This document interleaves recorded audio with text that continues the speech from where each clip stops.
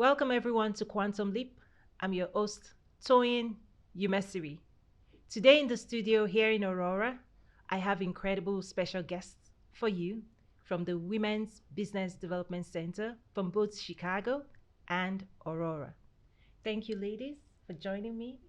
Thank you I'm for so, having Thank us. you. I'm so Yes. excited. Yeah. So I'm going to share with you today their incredible bio, and you're going to agree with me that we have the perfect team here to really enlighten you about entrepreneurship and growing and expanding your business. So to my left here is Miss Maura Mitchell. She's the managing director of entrepreneurial programs and services division 2, and I'm just going to read a little bit about you. I know you have incredible backgrounds. I feel deeply honored to read this. Oh, thank you. Ms. Mora is an experienced non-profit executive and business advisor who is dedicated to supporting entrepreneurs. She is Managing Director of Entrepreneurial Programs and Services Division 2 at the Women's Business Development Center in Chicago. In her role, Ms. Mora collaborates with entrepreneurs to help them validate product market fit, ensure their product is customer centric, and creates plans for profitable business growth. Our extensive background includes assisting over 2,500 businesses and nonprofits with strategy, legal issues, and financial challenges, providing practical insights into today's business environment dynamics. Ms. Mora's academic qualification includes BA in mathematics from St. Mary's College. I have a BSc too, mathematics. Mathematics. Oh, wow. Yes. Good. And she has an MBA from the University of Chicago Booth School of Business and JD from DePaul University College of Law. She's also on the board of director of KSM, a manufacturing business.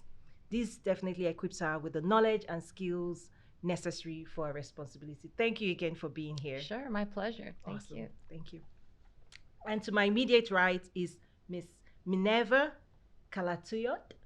She's Director Entrepreneurial Programs and Services Division 1. I bet Aurora is Division 1, Yes. the region. Okay.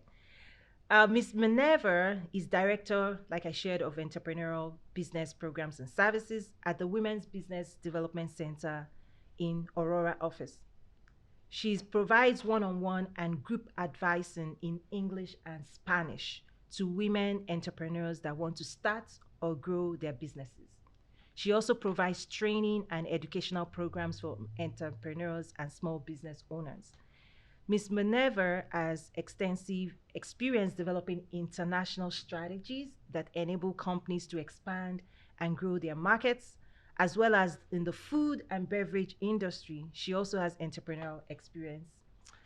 Ms. Minerva holds a Bachelor of Science in Food Engineering from the Universidad Nacional Autónoma de Mexico. Yes. Oh my gosh. I hope I tried. Yeah. And an MBA from the Institute Technology. You probably say the English version for us. Please, Monterrey, Mexico. You can say the Instituto Tecnológico de México. Mexico. I've been to Mexico Yeah. before. She also holds an executive master's in international business from St. Louis University in St. Louis, Missouri. Welcome. Thank you so much for being here. Thank you for having me. Awesome. And to my extreme right, thank you for being here again. Sure. Miss Christine Garrick. She's the Associate Director, Entrepreneurial Programs and Services, Division 1 in Aurora here with us. And she provides one-on-one and group advising. She provides one-on-one and group advising to women entrepreneurs of emerging and established businesses. She also provides training and educational programs for entrepreneurs and small business owners. Ms. Kristen has over 20 years of experience as an international business leader, focused on marketing strategy, sales and profit growth, brand management, and product development. Ms. Kristen has extensive experience driving sales and marketing initiatives with mass market retailers. She also has entrepreneurial experience with smaller family-owned businesses. Ms. Kristen holds a BA in history from Albion College in Albion, Michigan. Yes. Listen, I went to school in Michigan, Ah, Central excellent. Michigan University. Oh, my dad taught, he was a professor at Central Michigan University. Yay, good. And I also worked Benton Harbor, Oh, yes. St. Joe, Whirlpool Yes. Corporation. Oh, excellent. Awesome. And you have an MBA in marketing management from DePaul University in Chicago. Yes. Wow. This is packed. Lots of experience, years of experience packed here. So my audience, you're in for a treat. We have incredible, questions lined up, and they're ready to share, tools, experience really with the audience here. So thank you again for being here. Let me go over to Miss Mora and ask, in general, the WBDC, the Women's Business Development Center, what it is, what does it do, and whether here locally and also nationally. So the Women's Business Development Center, our motto is we ignite small business growth, and we do that through access to capital, access to contracts, and access to connections. Our teams are kind of in the access to connection side of things, where we talked about the one-on-one advising and the group advising and webinars. And then we have teams dedicated to access to contracts and access to capital. We mainly operate in Illinois, but under our access to contracts, we do have multi-state region where we help women get WBE certified. What's WB? Women Business Enterprise Certification. So what it does, it enables a woman-owned business that has to be 51% owned and operated by a woman and managed by a woman. They can get access to supplier contracts because corporations are really looking at diversifying their supplier base. So they're interested in having women come in and help them with certain projects and be a supplier for their company. So WBE certification can be a real asset to a woman-owned business. Wow, thank you so much. Sure. I'm sure that's good information. Yes. So your office helps with that yes, as well. We have a Chicago-based office that helps with the WBE certification. And then we are in 6 other states that we help with WBE certification. Wow, thank you so much. Sure. Awesome. So that's the contracts. Then we have access to capital. We have a team of former bankers that help out women who need access to capital, whether it be improving their credit rating, looking into loans, and we are a micro lender. So we do offer loans up to $25,000 for startups and up to $50,000 for established businesses. I didn't know that. Yes. That's good. Yes. Awesome. Uh-huh. Do you have any requirements or just, we do. We have collateral requirements, and we have a little bit higher interest rate because we lend before a traditional bank will, because as everyone knows, traditional banks take a while before they'll lend to you. Usually you have to be in business for a couple of years before a bank will lend to you. Wow. And so we will help out there, but we do have some strict, financial requirements. But it's good to know, to say you lower the barrier of entry. Yes. Right? Even where traditional banks may not be ready to, you will still lower that barrier. Yes. That's good. And we have a Kiva program that we're the manager of, and that's proved really instrumental for those just starting out. So it's a crowd lending platform, and we manage that capability, and it allows people they have to find a base of followers, but once they have a base of followers that are willing to lend them $25, starting as low as $25, then they can be submitted and apply and be placed on a platform where the worldwide can contribute to a loan. Oh, wow. Zero interest loan. Yay. Yes. Good. This is good information. Yes. Thank you so much. Sure. Let me move to Aurora. Here in Aurora, second largest city in Illinois, next to Chicago. Yeah. Yes. So how does your team support women here in Aurora and the surrounding region, right? Because your team also supports entrepreneurs beyond just Aurora. Yes, in Aurora we support 4 counties: Kane, Kendall, DuPage, and Will. And we not only support women, we also support minorities. We majorly target women, but we accept anyone that needs support. Any entrepreneur that wants to start a business, or if they already have a business, we help them to grow the business. Wow. That's So fantastic. we are located in 43 West Galena Boulevard, and but we can see people in person. We can see people via virtually with Zoom or by phone, and we are here to help. Oh, I love that. Here to help. Definitely from your standpoint, what type of helps do you see often? Do you see them coming when they're thinking about a business, just like they have an idea, Hmm. or maybe they've launched and they're struggling Hmm. and they're seeking help? At what point do Hmm. you accept help? I would say we see people all across the spectrum. We see people who have an inkling of an idea and they're not sure exactly how to turn it into a business idea. And then we have people that have had businesses for years and years and years, and they're maybe hitting some sort of a roadblock, or they're trying to maybe reimagine their business. So we Okay. really run the gamut. But I think, especially with startups, I think if they don't have a business background, we can really be helpful in helping them kind of create some framework and a foundation that they can build off to help make sure they have a successful business. Wow, thank you. One question, just to go a little bit deeper on Mhm. that.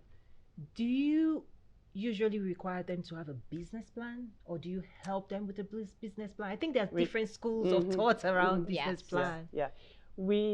We don't require them to have a business plan, but Okay. we oftentimes work with them to make sure they've got one in place. Even if it's an existing business, sometimes it's happened organically, and they just had an idea and they started it but didn't have a plan in place. And we always find that they're able to be much more successful if they get that plan in place. So Mhm. definitely with startups, that's one of the first things that we work on, is getting that plan and that idea really identified and making Mhm. sure that they've got a good niche, and that they're not just going out with a business that's a me too, that they're really thinking through how can they be different and who exactly is their ideal consumer of their product or their service. So that's just a real important first step before you get too far down the road. Oh, yes, fantastic. I love that in terms of clarity of what this business is, who you're going after before you just go out into the world, Hmm. right? Hmm. Hmm. Now, Miss Minerva, like one of the things I've seen, particularly maybe in the minority space, is for people to even have the confidence Mhm. to pursue their idea. What would your message be to those who maybe just, can I do it? Yes, Can I do it? it's all about mindset, right? It's about on understanding that they have the ability to do it as long as they find the right niche and they have a solution for a problem that somebody has. Mm-hmm. So the key thing is that they understand that what is going to make them different, because finding a unique idea is not easy. Mm-hmm. But I mean, we are a lot of people in this world, and there's a lot of opportunities. So as long as they have the mindset of I can do this, they plan and they do their research Mm-hmm. and make sure they validate their idea, and make sure they are solving a need for someone and they are creating value, they will be successful. I love what you just said. You talked about being different. So even when you have people doing the same thing you're doing, Hmm. your Hmm. difference can be an advantage. Yes, of course. I love that because Yes. I always say my diversity is an advantage because what we want to solve, how we're going to solve it, who we're going to solve it Yes. for is distinct and unique. I love that because I think that's a key message we don't hear enough of, that your own unique way of seeing the world can actually resonate and connect with a unique group of people, unique demographic of people, so that people don't see that as a barrier. Yes, yes. And in during the pandemic, a lot of people got the courage and the mindset Mm. because they didn't have a choice, or they had the time to think and research. And a lot of new entrepreneurs came out with new ideas. I'm always amazed of all the women that call us and with these incredible ideas that I just like, wow, it, I never thought about that. And it is things that are needed, and that it's just a matter of using your expertise it's important that if they are not experts, they become experts on what they are planning to do, because people need to trust on them. I love that. So they can do it if they do the research. Awesome. I love that. Thank you so much. This is I'm enjoying this. Right up your alley. Yes, right up my alley. This is fantastic. So when it comes to women in general, what's unique about a women's business or female entrepreneurship? Like from your perspective over the years, what have you seen to be, a unique stamp on how we build, who we build for, and how we approach business? Yes, I found that a lot of women want to serve others. Yes, most of my businesses, I've looked I divide people into different industries, and I would say 75% of the people that I've seen are in education, consulting, coaching, or wellness. Wow. So women want to start a service-based business, it seems. I mean, there are a number of product-based businesses we also see, but women want to serve others. Yeah. And I consider entrepreneurship in general, business in general, to be about excellence in service. So while, other businesses may be producing physical products, manufacturing, at the end of the day, what is being created is value that makes the world advance, right? Whether it's a physical product, whether it's service, non-tangible. For me personally, I just believe that we're all in the business of serving humanity, and then we get to be rewarded. The financial reward is the commercial side of it. Right. But at the end of the day, the heart of service is what is required actually to do entrepreneurship well. Right. I love that. In my book, I talked about know your why. Many times, I'm sure you've seen this. People say, I want to make money, right? Yeah. Why are you an entrepreneur? I want to make money. That's fantastic. Yeah. But what do you have to say to that? Yeah, well, I say, what's your unique value proposition? Like we did talk about, what are you good at that will bring you value both financially and internally? What will make your life better also? Yes, I love that, because we do business the way we do life. And really, if you're going to dedicate your time, energy to build anything, hopefully, like Miss Mora is saying, you're doing something you love, or you can tolerate for a long time. Right. Because it is a 24/7 job. I mean, people think that entrepreneurship is the solution to getting out from under a corporation, but usually you are working harder in your entrepreneurial pursuit than you do at a corporation, because you've got suppliers, you've got employees, you've got demands on your time all the time. Exactly. Yeah. I love this, because you're in it. Everything depends on you. You become everything, right? Yes. Until you grow and you expand and you can bring on more people. Would you like to comment on that concept of I want to make money, right? No, I agree. They have to really love what they are doing. A lot of the entrepreneurs say, "Oh, I want to have a more flexible life, and I want to manage my hours." Yes, you are going to manage your hours, but they're going to be 24 hours a day. So one thing we always tell entrepreneurs is you need a team. You need a team of people that supports you. Even if you are a solopreneur, you have to hire contractors that are going to help you with the things that you are not expert on. So like if you're not expert on marketing, hire somebody that is going to help you with your social media, your email marketing. Absolutely hire an accountant. That's no doubt about it. And have a lawyer handy, because if you don't do those things, then it's going to be more expensive, and it's going to be a headache, and you need support. You need mentors like us, or mentors that are in your same industry. And those are people that are going to cheer you up when you're down in the difficult moments, and help you and cheer you up when you are successful as well. So I mean, they need a team. Yes. Yeah. Wow, what you're saying reminds me, like, in my experience, I say that businesses that thrive, I've seen that they're usually built within a community. Yes. Right? In terms of, we talked about mentorship and support. Well, even the people that would buy from you have to know you, right? We Mhm. buy from people we know, like, and trust. Mhm. And what I've seen as a struggle for new entrepreneurs is that they're building in isolation, Mm. right? They're disconnected from the community that can support them, that can buy from them, that can inspire them to keep growing. And so I don't know if you've seen that this isolation mindset of, I know what it is I want to do, I can do it by myself, and then people struggle. And even when they're struggling, they're still hesitating and asking for help. Have you seen that from your standpoint?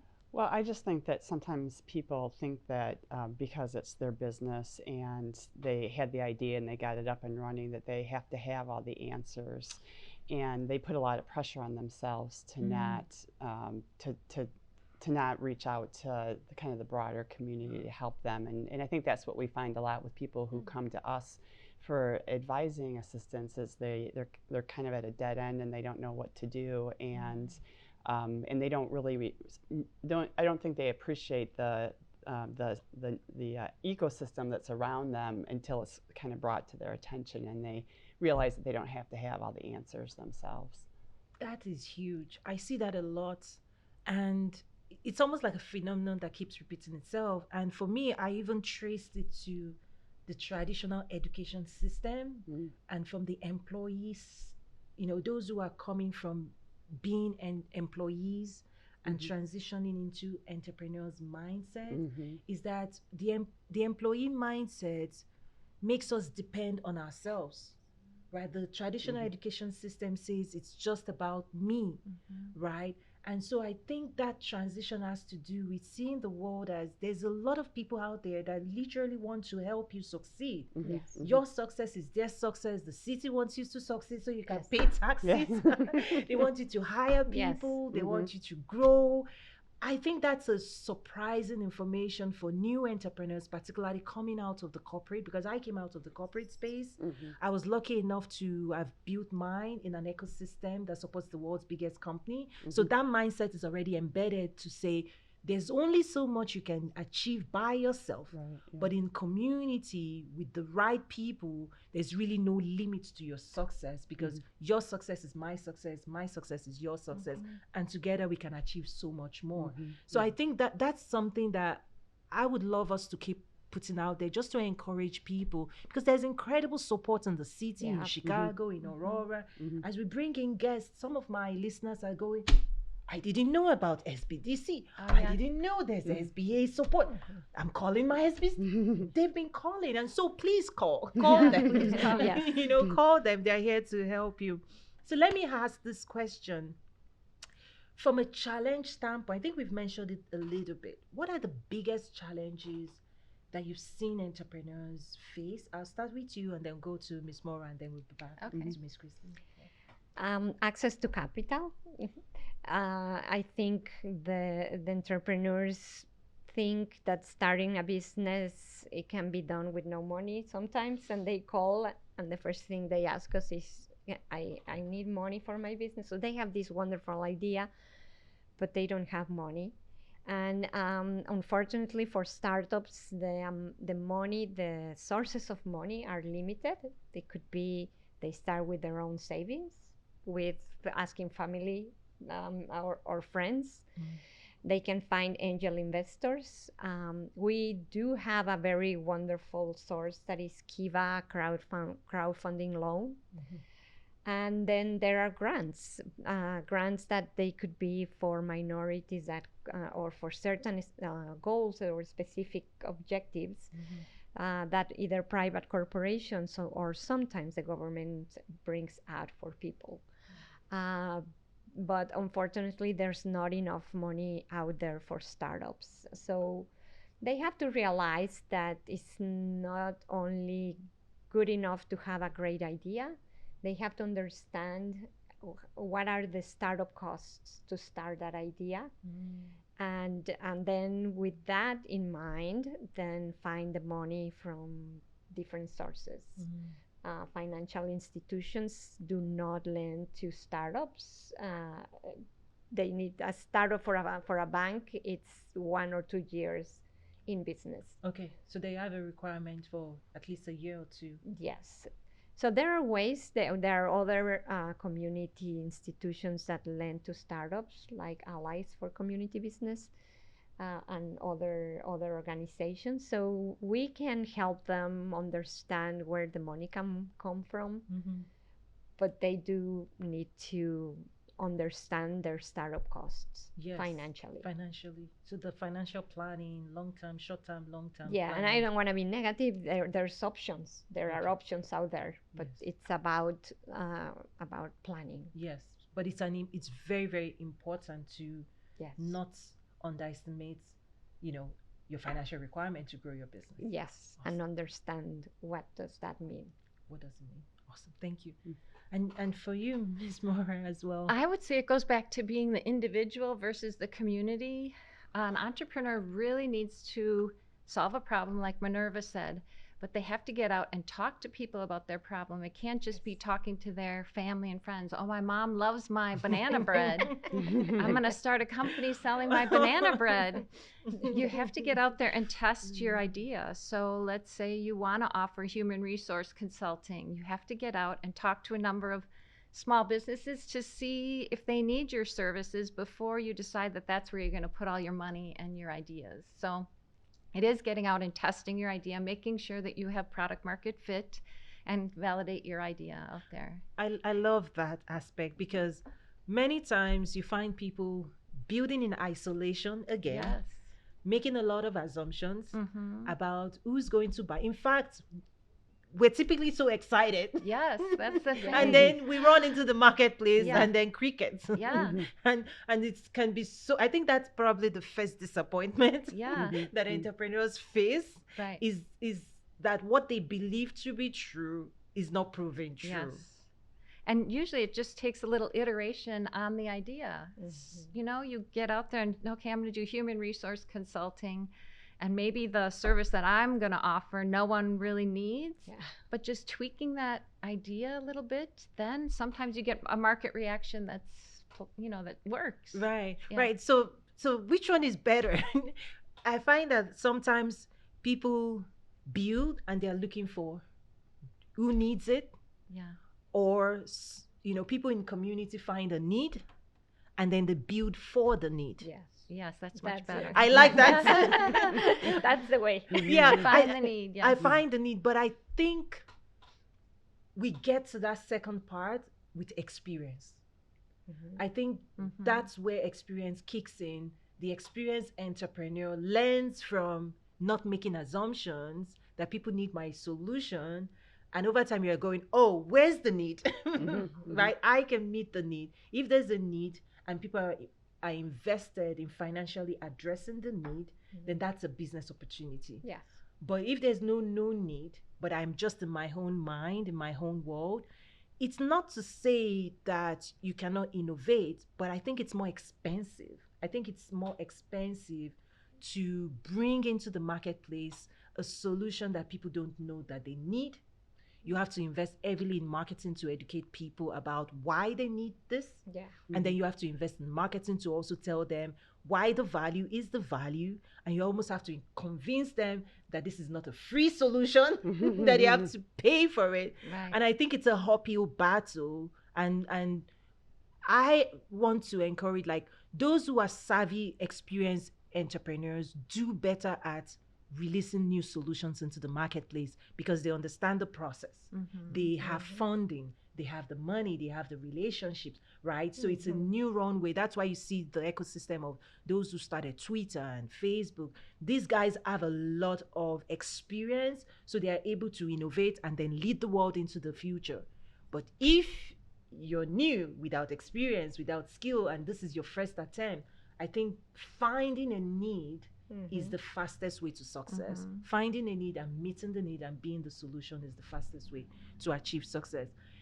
Any other challenges you've seen in Aurora here? Well, I was just going to piggyback off of what Maura was talking about in terms of validating your idea, and I think the other thing is to try as much as you can to make information-based decisions. So, I think even though you do your upfront research and you think you understand who your ideal customer is, and you've done a lot of things to mitigate your risk, when you actually go out there, things may not be as you thought they would be. And so I think utilizing tools that are available like Google Analytics to understand where are your customers coming from, what are they looking at on your website, all of those kinds of things will help you to find a little toehold that you can then build on and expand on. And I think people don't spend enough time really understanding the analytics behind their business. I love that. In fact, you made me start thinking, because fact-based, information-based, data-driven decision, right? Data is data. Data doesn't lie. But in business, I do find there's a lot of emotional decision making. But I also see that being different from gut feel, right? Because the gut feel will lead you in a way to success, but there are times when emotion clouding decisions could be stress induced. Or have you seen that as well, in terms of, I really want this money, or I really need this money now, and then people make decisions that may be rash and may not support their business. Have you seen that? Yeah, definitely. They go out in the market with I'm sorry. They go out in the market without analyzing the opportunity, because it could be that you are making a difference, but the market is very small.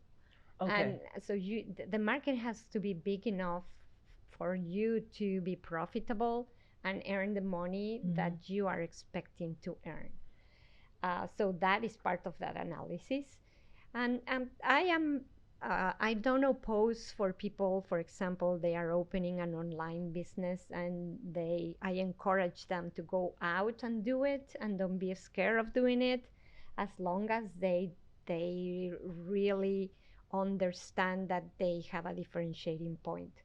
Because they can fail in an online business, and then they can do another one, but I mean, that's a learning. They have to make sure that they manage their budget and manage the cost of doing business. And that's where on everything you do, you have to analyze it and see how successful are the activities you are doing to promote your business, to promote your product, and what's the answer from the consumer. A lot of times I ask them to do surveys of their current clients, for example. Are your clients satisfied with your service or not? Do you understand what other needs they have? And that way, with that data, they can constantly improve and bring the next generation of product or service. So yeah, data is very, very important. Yes, and you talked about the market, the size of the market, and the money you can make. Can you dive a little bit into that? Because that's a lot of market analysis that I don't think people understand, in terms of how much money can you make when you're serving a unique group of people. Can you share just a little bit there?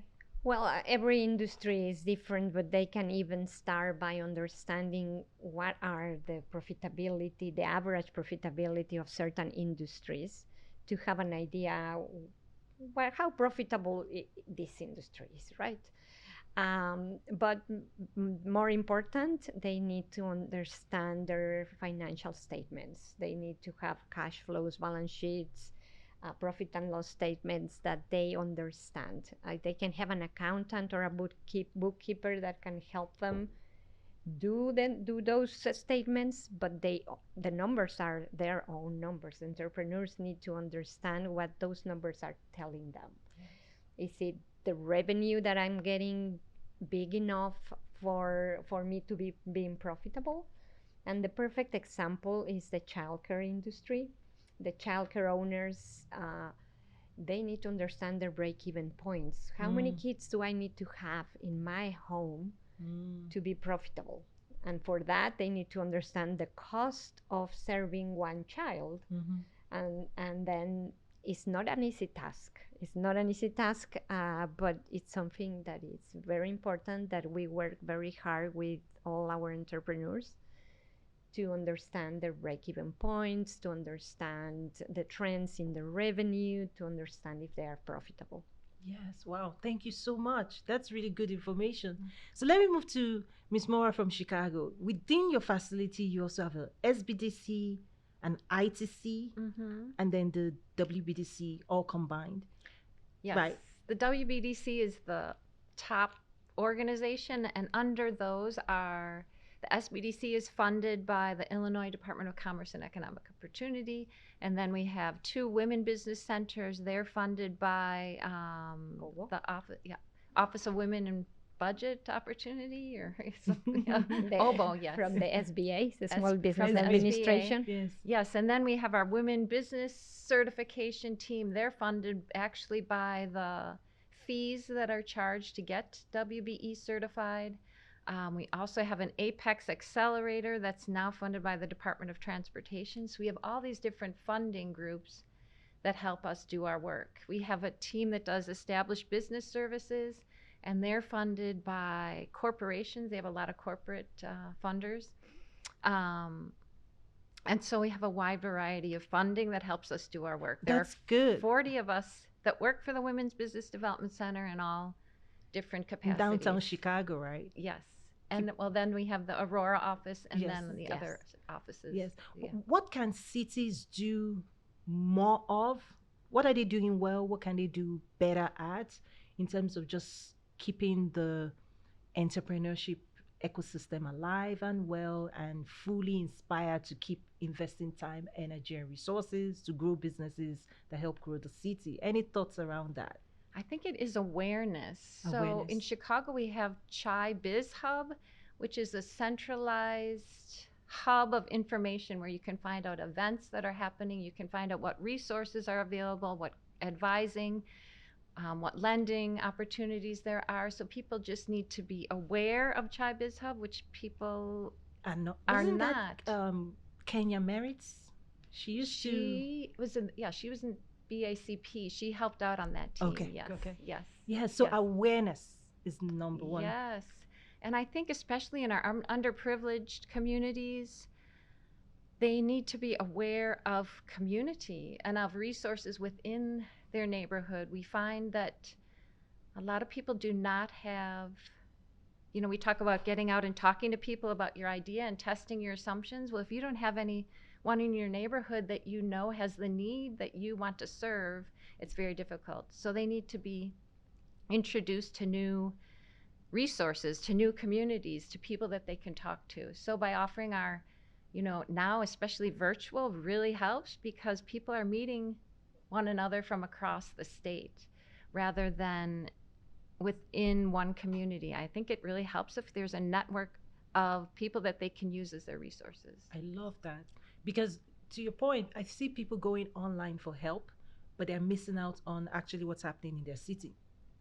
That's what I've seen is that. So how do we connect? In my mind is how do we connect the city ecosystem, for example, here in Aurora, like for someone coming in new with new ideas, how do they immediately plug into the business community? I know there's a chamber and all of that, but I agree with you. I think that awareness of what's going on in the city and providing visibility to those who live in the city, right, and those who seek to grow businesses in the city, and creating those platforms for exchanges, not just festivals and fun stuff, but I think the business side of things, I think that would be great. Any other ideas? We work a lot with our partners, so we collaborate with many organizations in the area, like Invest Aurora, like the SBDC, like the downtown Aurora and other downtowns, downtown LG, downtown Batavia, with the Hispanic Chamber of Commerce and the Chamber of Commerce. And we promote our services and events with all of them, so they can pass the voice and pass the information. And with the city as well. The city could be a great help of understanding our services and sending people when if somebody goes and asks for a license and they are not ready with what the requirements, they can refer it to us. So, Yes. and people like you and people like Good Morning Aurora and other media that can help us Yes. pass the voice. And so that's what we do. We do our own marketing ourselves, but Yes. we find that it's not the only way. We use social media, so networking with other organizations. We are Yes. all these organizations provide free services. Most of them are there for the entrepreneurs, and the best way is to collaborate and have a bigger impact in our Yes. communities that way. Definitely. And I'm sure like those who are listening in, for sure, they are going to take those steps because people who need help, there is help. Yes. Right? We just want to make sure that they know who to call, where to go for that. And I know in the course of this engagement, you're going to give them your numbers or Yeah. websites and all of that. So that's really fantastic. So as I'm starting to wrap up now, any, you know, big ideas that you want people to pursue, whether it's social media, the use of social media for marketing or sales strategies or any type of strategy that you would like to say, you know what, try this, test this out. It's going to help you with growing your business. Let me start with Miss Kristen and then I'll go around again. Yes. I think digital tools are really Digital important. tools. We just finished up a digital boot camp that was specifically for the Aurora community, and figuring out which digital tools are the ones that could really help you and make your take a load off of your plate and help you to run your business more efficiently, I think is a real important thing for people to gain awareness. So be open to digital. Are you putting in AI, ChatGPT in that bucket? Just the willingness to explore, because I sense many people hesitate. I have a technology background, so I love technology, but I also understand that many people struggle with digital, but digital is here to stay. So I love that. Yeah, and there's resources that you can use to schedule your social media posts and get much more efficient with it, so that it's not such a burden on you, but you're still able to get yourself out there and drive awareness in a lot of different social media platforms. So just kind of being brave and looking for tools that can help you be more efficient, I think is really important. I love that. Thank you for sharing that, because when digital is done right, it's supposed to increase productivity, right? So don't say no until you've tried it out, and definitely if it's implemented well, it's supposed to help, right? Thank you. Ms. Moore, I really believe that self-awareness matters.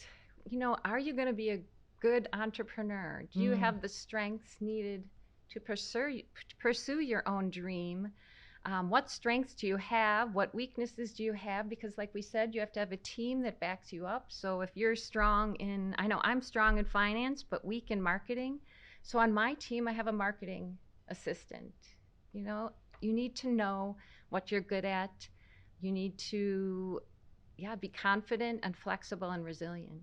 Wow, thank you so much. Yeah. I love that, because the business will grow when we grow. Yes, exactly. Thank you. Yes. Thank you so much. Any, thoughts or tips, for the community? And after you share it in English, I would also love for you, if you don't mind, to speak to our Hispanic speaking audience as well. Yeah.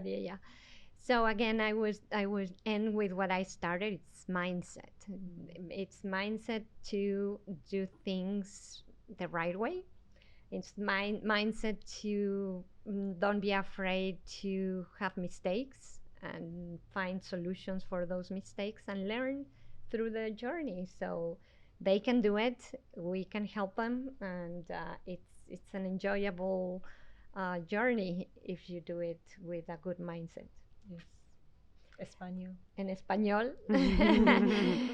Bueno, estamos aquí para ayudar a los negocios en español. Yo soy apasionada de ayudar a mi comunidad hispana, y por favor no tengan miedo de contactarnos. Hay mucha ayuda de organizaciones como nosotros.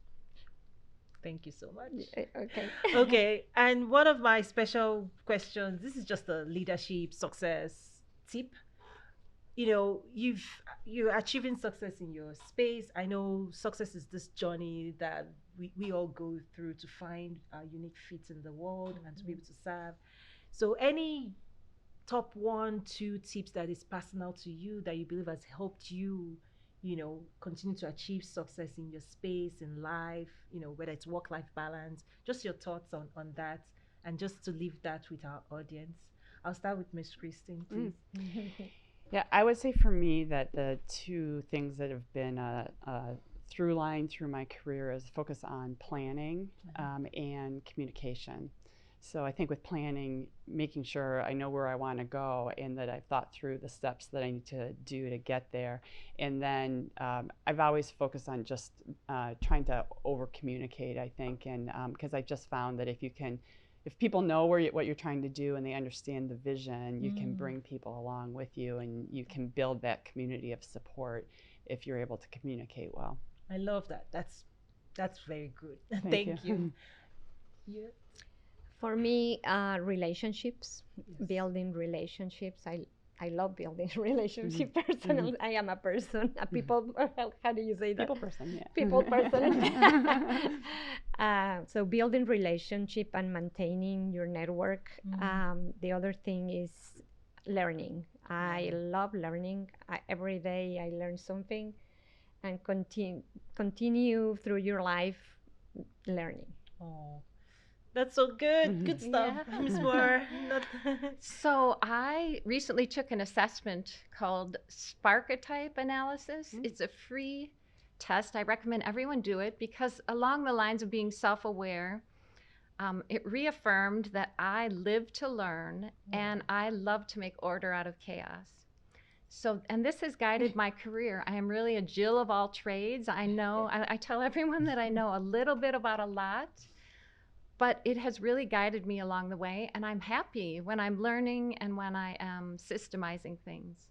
Oh, wow. And I need your help. Wow, this has been such a delightful, experience sharing this table with you. I want to thank you again for joining us and sharing your thoughts with the audience. And I want you to share, how can we connect with you? Websites, whatever you feel comfortable. Yes. How can our audience reach out to you, please? Sure, you can reach out to me. My email address is mmitchell@wbdc.org. But maybe you want to go to our website because we do have the whole team listed there and everyone's email address. And our website is www.wbdc.org. And I just want to make a plug for an event on Thursday called Using Your Voice as a Tool of Persuasion. We're going to have 2 opera singers come and speak to us about how to use our voice as a tool. Awesome. Yes. And downtown Chicago, is that happening in downtown It's Chicago? A webinar from 12 to 1 on Thursday. Yay. Yeah. Thank you for that. Sure. Awesome. Contact information. Okay. They can call me at 630-246-7831.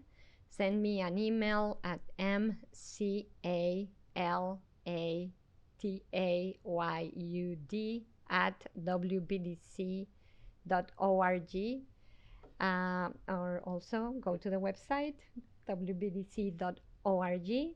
And we are located 43 West Galena Boulevard in Aurora, downtown. Yes, and the WBDC website serves all WBDC, so people have to search. How do they get to their city? They search for Chicago or Aurora. How do they set up an appointment, you mean? Or yeah, so the system has, okay, I'm sure the website has all the Yes. Yeah. They can just set up an appointment in the website or just call us and we will send them the information. It's as easy as that, guys. Yes. Go to the website, Yes. set up an appointment, give them a call. They're ready to help you. Thank you so much. Do you want to share your Sure. email too, please? My email address is kgehrig, so it's KGEHRIG @wbdc.org. Yay. Thank you so much. Wow. Thank you so much for joining us for the edition of Quantum Leap. I'm sure this has been really helpful to you. I want to encourage you to do seek help when you need help because help is available. Thank you so much. See you next week.